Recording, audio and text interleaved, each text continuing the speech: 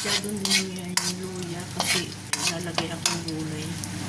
Baka hindi mag-match. Version ko lang to version kasi ang hinayang ako dahil ay try natin yung gano'n.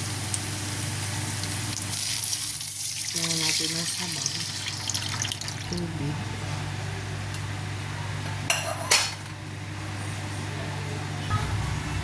Nating asin.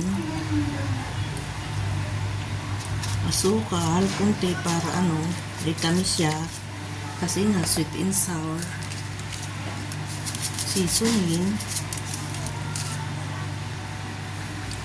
At syempre suka. Suka.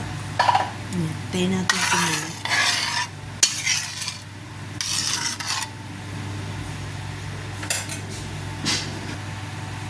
Naglagay lang ako ng patak na tuyo para may kulay. Yan. Ilalagay ko na yung ating isda. Medyo marami yung sabaw kasi nga ito ay mayroong kulay. Kaya natin kumulo dyan. Ayan, kumukulo na siya.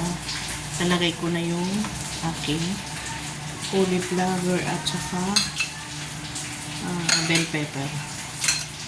Inuna ko yung cauliflower kasi mas matigas siya kaysa sa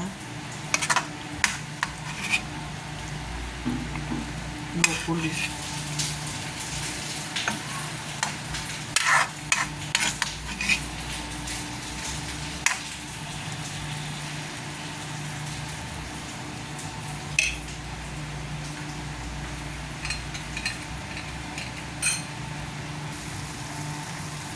Ayun, dahil malambot na, ilagay ko na yung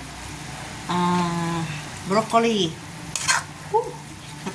Kayami naman. Ay, kayami, oh. Sarap. Tapos, ayan, oh, ang sarap. Ilagay natin yung celery, cornstarch na tinunaw para siya ay malapot. Diba? Sarap.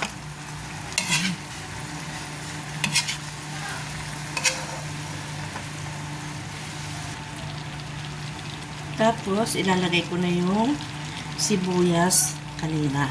Nainuna kong iprito. Bahagyan prinito. So, ito na ang aking sweet and sour, my own version. Thank you for watching.